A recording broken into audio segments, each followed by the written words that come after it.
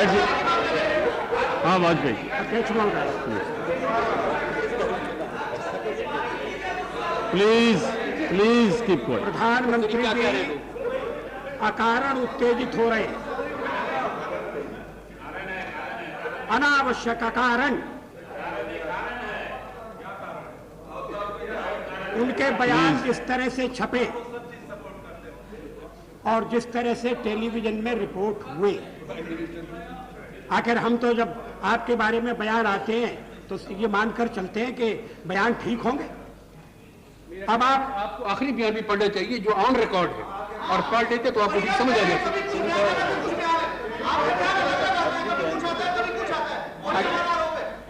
अगर पहले बयान में और आखिरी बयान में अंतर है तो लोगों के मन में भ्रम पैदा होना स्वाभाविक है। लोगों के मन में होना चाहिए, आप जैसे लोगों के मन में नहीं होना चाहिए। आप समझदार आदमी हैं।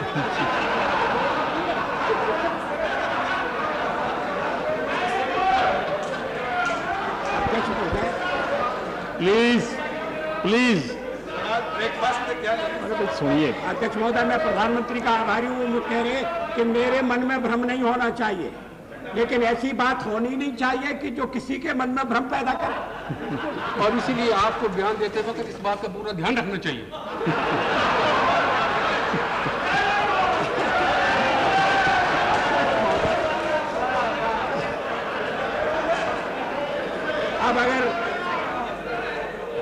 अब अगर सारा ध्यान हमको ही रखना है तो प्रधानमंत्री क्या करेंगे? Now the matter should be treated as closed. Please. ये आप देशभक्ति मुझे मत सिखाइए, मुझे इस देशभक्ति का पूरा ज्ञान। अध्यक्ष महोदय, आपको ही नाम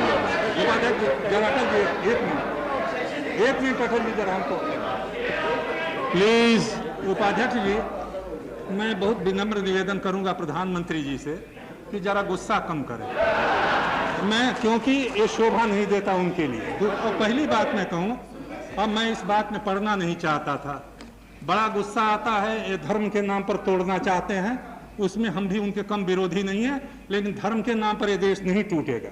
लेकिन देश को तोड़ने के लिए बाहर से जो बयान आते हैं उस पर प्रधानमंत्री जी आपका एक दिन भी गुस्सा मैंने नहीं देखा। पिछले 2 महीनों में कितने बयान आए हैं? क्या भारत सरकार की जिम्मेदारी नहीं थी कि उन बयानों का खंडन करे?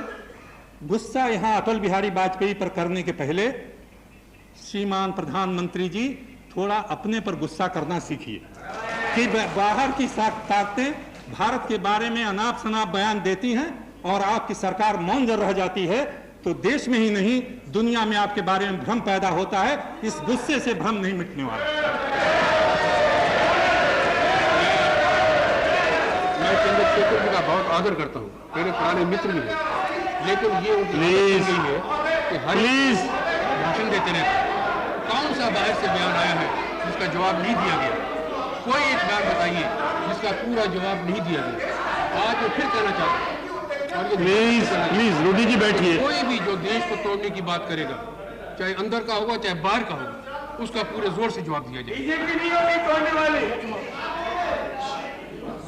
अध्यक्ष महोदय, प्रधानमंत्री को यह स्वीकार करना चाहिए कि जम्मू कश्मीर में उनके अलग अलग तरह के बयानों से भ्रम पैदा हुआ है, और अगर ये मामला सदन में उठाया जा रहा है तो उन्हें अवसर देता है कि आप स्थिति का स्पष्टीकरण करें। स्पष्टीकरण करने के बजाय आप आरोप लगा रहे हैं हम पर, धर्म के नाम पर देश को तोड़ने का आरोप लगा रहे हैं। ये आरोप निराधार है, ये शरारतपूर्ण है। बाबरी मस्जिद ऐसी टूट गई।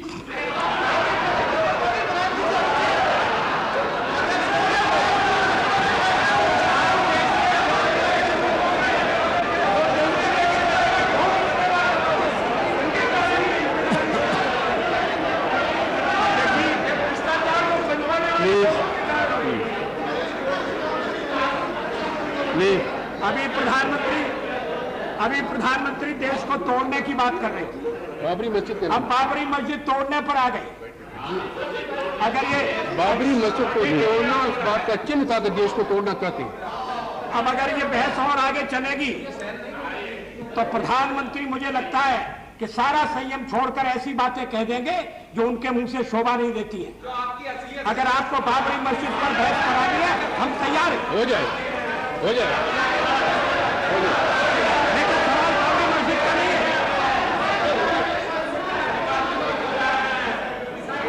आखिर जम्मू कश्मीर के बारे में इस सदन ने एक प्रस्ताव पास किया है और प्रधानमंत्री ने भी माना है कि वो उस प्रस्ताव से बंधे हुए हैं, हर सरकार बंधी हुई है।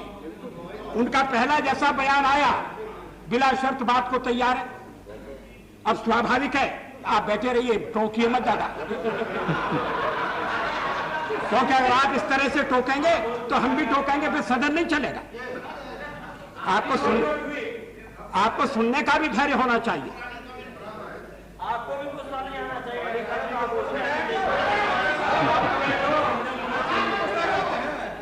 अध्यक्ष महोदय, अब अगर समाचार समितियां या टेलीविजन प्रधानमंत्री के दो अलग अलग बयानों को रिपोर्ट करते हैं और हम सुनते हैं, सारे देशवासी सुनते हैं, तो क्या मन में यह प्रश्न उठना स्वाभाविक नहीं है कि आखिर प्रधानमंत्री ने क्या कहा? आपका बात का जो बयान आया वो ठीक आया, लेकिन इससे बात साबित हो गई कि जो पहले का बयान था वो गलत था।